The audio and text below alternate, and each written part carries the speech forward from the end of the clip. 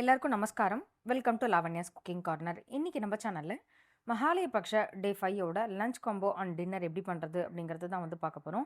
இன்னைக்கு ரொம்ப simple and ஈஸியான ஒரு ரெசிபி தான். பருப்பு தொகையல், சேனக்கிழங்கு காரக்கறி, வெண்டைக்காய் மோர் குழம்பு இது தான் வந்து பண்ண போகிறோம். இந்த வெண்டைக்காய் மோர் குழம்பு இன்ஸ்டண்ட்டாக அப்படியே நம்ம அரிசிலாம் ஊற வைக்காமல் பண்ணுற அந்த ஒரு மெத்தடு தான். வாங்கோ எப்படி பண்ணுறதுன்னு பார்க்கலாம்.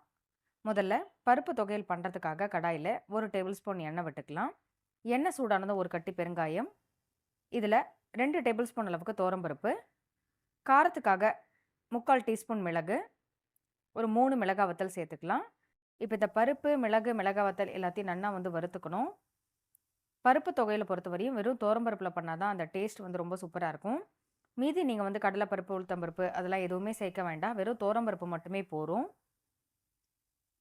இப்போது பருப்பு எல்லாமே நல்லா வறுப்பட்டு எடுத்து துவரம்பருப்போட அந்த பச்சை வாசனை போகிற அளவுக்கு நல்லா வந்து வறுத்துக்கணும். இப்போ இந்த பருப்பை வந்து ஒரு பிளேட்டுக்கு மாற்றிக்கலாம். அடுத்து சேனக்கிழங்கு கறி பண்ணுறதுக்காக முதல்ல காய் வேக வச்சுக்கணும். கடாயில் 1 டம்ளர் அளவுக்கு தண்ணி விட்டுக்கலாம்.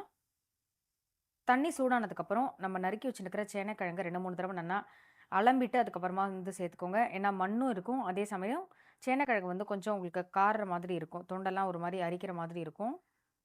இது வேக வைக்கும் போதே ஒரு சின்ன பீஸ் அளவுக்கு புளி வந்து சேர்த்து வேக வைக்கணும். இல்லைனா புளி ஜலம் கூட நீங்கள் விட்டுக்கலாம். இதில் 1/2 டீஸ்பூன் மஞ்சள் பொடி, தேவையான அளவு உப்பு சேர்த்துட்டு இந்த காய் வந்து நல்லா வேகணும், அந்த அளவுக்கு வந்து வேக வச்சுக்கோங்க. புளி சேர்த்து வேக வைக்கும்போது உங்களுக்கு வந்து தொண்டையெல்லாம் வந்து அரிக்காது. புளி ஜலம் விட்டாலுமே ஓகே தான். பட் நம்ம இன்றைக்கி வந்து புளி சேர்த்து எதுவும் பண்ணாததுனால சின்ன பீஸ் அளவுக்கு புளி வந்து சேர்த்துருக்கேன். இப்போ வந்து பார்த்திங்கன்னா காய் வந்து நல்லா வெந்து வந்துடுது. காய் வெந்திருக்கா அப்படிங்கிறத வந்து செக் பண்ணிவிட்டு அதுக்கப்புறமா நம்ம வந்து வடிச்சுக்கலாம். இப்போ இந்த அளவுக்கு சூப்பராக வந்து வெந்து வந்துடுது. இது வந்து ஒரு வடிகட்டியில் நம்ம வந்து மாற்றிக்கலாம். காய் வந்து நல்லா ஆறட்டும். அதுக்குள்ளே நம்ம வந்து வெண்டைக்காய் வதக்கிக்க போகிறோம் மோர் குழம்புக்காக. அதே கடாயிலே 1 டேபிள் ஸ்பூன் அளவுக்கு தேங்காய் எண்ணெய் விட்டுருக்கேன். எண்ணெய் சூடானதும் ஒரு 100 கிராம் அளவுக்கு வெண்டைக்காவை நல்லா அலம்பிட்டு தொடச்சிட்டு சின்ன சின்ன பீஸாக இது மாதிரி கட் பண்ணி எடுத்துகிட்டு இருக்கேன். இப்போ இந்த வெண்டைக்காவை இந்த எண்ணெயிலே நல்லா வந்து வதக்கிக்கலாம். வெண்டைக்காவோட அந்த கலர் சேஞ்ச் ஆகாமல் இருக்கிறதுக்காக இதில் கொஞ்சமாக வந்து மஞ்சள் பொடியும் லைட்டாக வந்து உப்பும் சேர்த்துக்கலாம். இப்போ கேஸை வந்து ஃபுல்லாக சிம்மில் வச்சு நல்லா வந்து வதக்கி எடுத்துக்க போகிறோம். நீங்கள் வெண்டைக்காவை டீப் ஃப்ரையும் பண்ணலாம், எண்ணெயிலையும் பொரிச்சு எடுத்துக்கலாம். பட் நிறைய ஆயில் வேண்டாம் அப்படின்னா இந்த மெத்தடில் நீங்கள் வந்து பண்ணும்போது ஆயில் வந்து ரொம்ப கம்மியாக தான் செலவாகும். இப்போ கேஸை வந்து ஒரு 5 நிமிஷத்துக்கு அப்படியே சிம்லேயே வச்சு நல்லா வதக்கிக்கலாம். இதுக்கு வந்து தண்ணிலாம் எதுவும் நீங்கள் வந்து தெளிக்க வேண்டாம். இப்போ பார்த்தீங்கன்னா வெண்டைக்காய் வந்து நல்லா வதங்கி வந்துடுது. கலரும் சேஞ்ச் ஆகாமல் நல்லா வந்து பார்த்தீங்கன்னா இந்த அளவுக்கு வந்து வதங்கி வந்துடுது. இப்போ இதை வந்து ஒரு பிளேட்டுக்கு நம்ம வந்து மாற்றிக்கலாம். அடுத்து அதே கடாயிலே நம்ம வந்து சேனக்கிழங்கு காரக்கறி பண்ண போகிறோம். கடாயில் 2 டேபிள் ஸ்பூன் அளவுக்கு தேங்காய் எண்ணெய் சேர்த்துருக்கேன். எண்ணெய் சூடானதும் இதில் 1/2 டீஸ்பூன் கடுகு பொரிஞ்சதும் 1/2 டீஸ்பூன் அளவுக்கு உளுத்தம்பருப்பு சேர்த்துக்கலாம். இது கூடவே நம்ம வேக வச்சு எடுத்து வச்சுருக்கிற இந்த சேனக்கிழங்கும் சேர்த்துக்க போகிறோம். சேனக்கிழங்கு கறி நம்ம தேங்காய் எண்ணெய் தாளிச்சு கொட்டி பண்ணும்போது அந்த ஃப்ளேவர் வந்து ரொம்ப சூப்பராக இருக்கும். இப்போ இந்த எண்ணெயிலேயே இந்த சேனக்கிழங்கை நல்லா வந்து ஒரு தடவை வதக்கிக்கலாம். இதுக்கு வந்து எதுவும் கறி பொடிலாம் எதுவும் தேவையில்லை, வெறும் காரப்பொடி மட்டும் போதும். காரத்துக்காக 1/2 டீஸ்பூன் அளவுக்கு காரப்பொடி சேர்த்துக்கலாம். காரப்பொடியை ஒரு சில சமயம் நம்ம வந்து எண்ணெயிலேயே அப்படியே டேரெக்டாக போடும்போது சீக்கிரம் உங்களுக்கு வந்து கருகி போயிடும், கலர் வந்து சேஞ்ச் ஆகிடும். அதனால நான் வந்து அப்படியே மேலே தான் வந்து போட்டுப்பேன். நம்ம முன்னாடியே வந்து உப்பு போட்டு வேக வச்சதுனால இப்போ வேணும்னா நீங்கள் வந்து கொஞ்சமாக உப்பு சேர்த்துக்கோங்க, வேண்டாம்னா வந்து ஸ்கிப் பண்ணிடலாம். இப்போ கேஸ் வந்து ஃபுல்லாக சிம் பண்ணிவிட்டு நல்லா வந்து வேக வச்சுக்கலாம். இதில் ஃப்ளேவருக்காக கொஞ்சமாக வந்து பெருங்காய பொடி ஒரு 1/4 டீஸ்பூன் அளவுக்கு சேர்த்துருக்கேன். பெருங்காய பொடி சேர்த்துட்டு நல்லா வந்து ஒரு தடவை வதக்கி விட்டுக்கலாம்.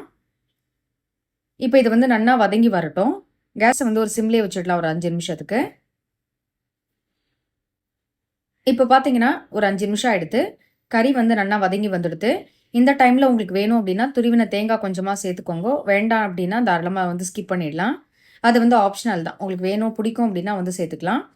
ரொம்பவே சிம்பிள் அண்ட் சூப்பராக வந்து பார்த்தீங்கன்னா சேனக்கிழங்கு கறி ரெடியாக எடுத்து அடுத்து மோர் குழம்பு பண்ணுறதுக்காக மிக்சி ஜாரில் முதல்ல அரைச்சிக்க போகிறோம். அதுக்காக 1 டேபிள் ஸ்பூன் பொட்டுக்கடலை, 1 டேபிள் ஸ்பூன் தனியா, காரத்துக்காக 3 மிளகாய் வத்தல், ஒரு 3 பச்சை மிளகாவும் வந்து சேர்த்துக்கலாம்.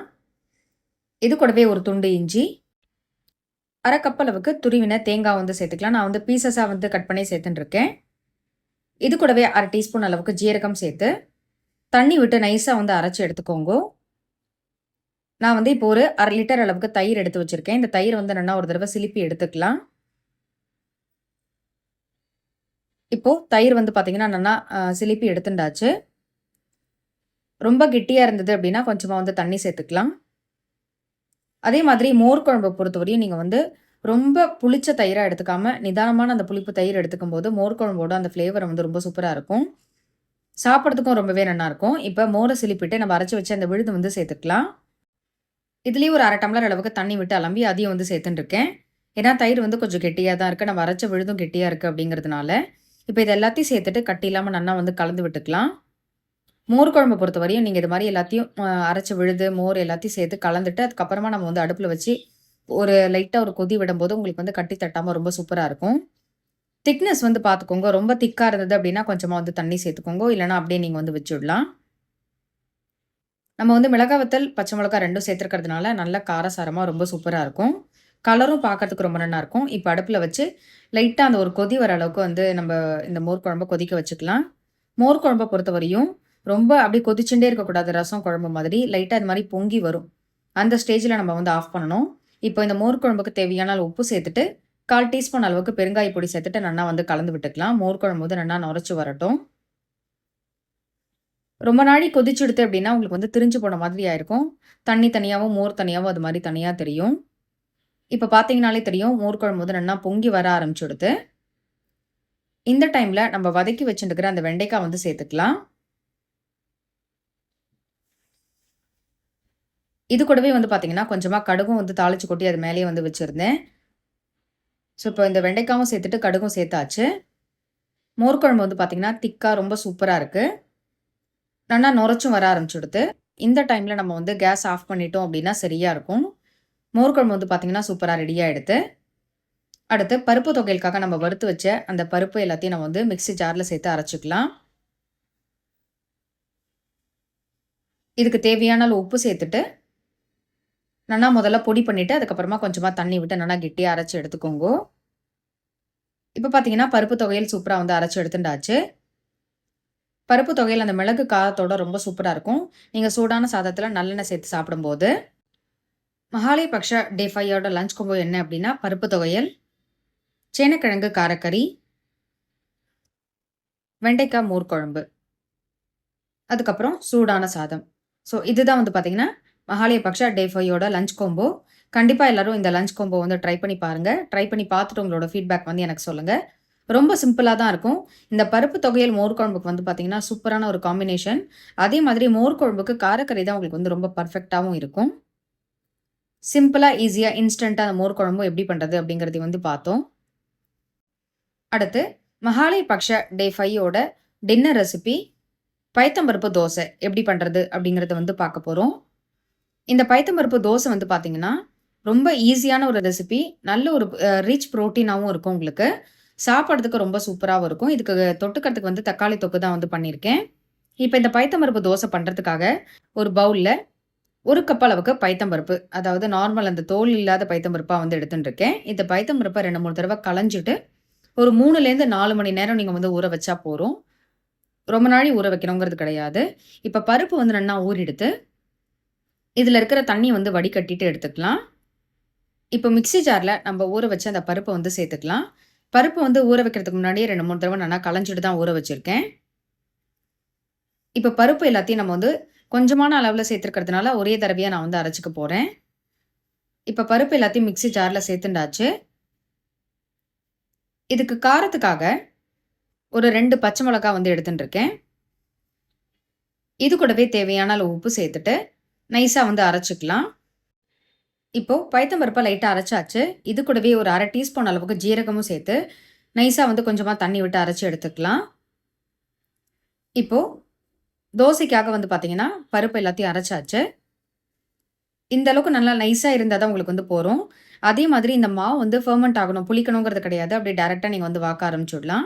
இப்ப இந்த மாவ வந்து ஒரு பவுலுக்கு மாத்தியாச்சு. இதுல 1/2 டீஸ்பூன் அளவுக்கு பெருங்காய பொடி சேர்த்துட்டு, நல்லா வந்து கலந்து விட்டுக்கலாம். உப்பு உங்களுக்கு எந்த அளவுக்கு தேவையோ அந்த அளவுக்கு வந்து சேர்த்துக்கோங்க. நம்ம இதில அரிசி சேர்க்காததுனால உப்போட அளவு வந்து பார்த்து தான் சேர்த்துக்கணும். ரொம்ப நெறையா போட்டுட்டோம் அப்டின்னா, உப்பு கரிக்கிற மாதிரி இருக்கும். அதே மாதிரி வெறும் பயத்தம் பருப்பு சேர்த்து பண்றதுனால, இந்த தோசை வந்து எப்படி வரும் அப்படிங்கிற டவுட் நெறைய பேருக்கு இருக்கும். ஸோ ரொம்ப சூப்பரா இருக்கும். உங்களுக்கே வந்து ஆச்சரியமா இருக்கும். அந்த அளவுக்கு நல்ல டேஸ்ட்டா ரொம்ப சூப்பரா இருக்கும். இப்ப கல்லு காஞ்செடுத்து லைட்டா வந்து இதில எண்ணெய் தடவிக்கலாம். மாவோட அந்த திக்னஸ் வந்து நீங்க வந்து பார்த்துக்கணும். ரொம்ப மாவு ரொம்ப கெட்டியா இருந்தது அப்டின்னா, அடை மாதிரி ஆயிடும். அதனால கொஞ்சம் லிக்விடா நீங்க வந்து வச்சுக்கோங்க. இப்ப மாவு வந்து ஒரு 2 கரண்டி அளவுக்கு சேர்த்துட்டு, உங்களுக்கு எந்த அளவுக்கு மெல்லிசா வேணுமோ, அந்த அளவுக்கு வந்து நீங்க வந்து தோசை வாத்துக்கலாம்.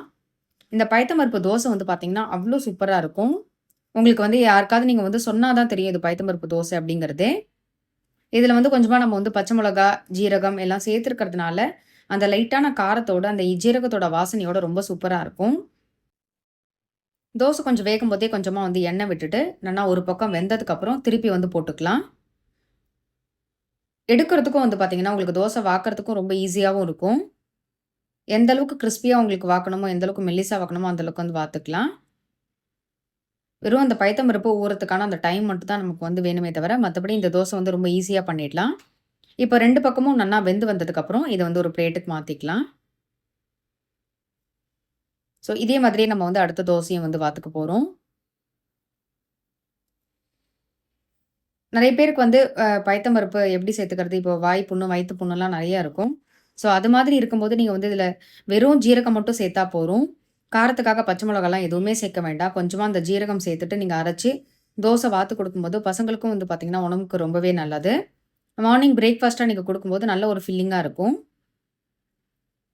உங்களுக்கு இதுக்கு நார்மல் எண்ணெய் யூஸ் பண்ணலான்னா யூஸ் பண்ணலாம். இல்லன்னா தேங்காய் எண்ணெய் கூட சேர்த்துக்கலாம்.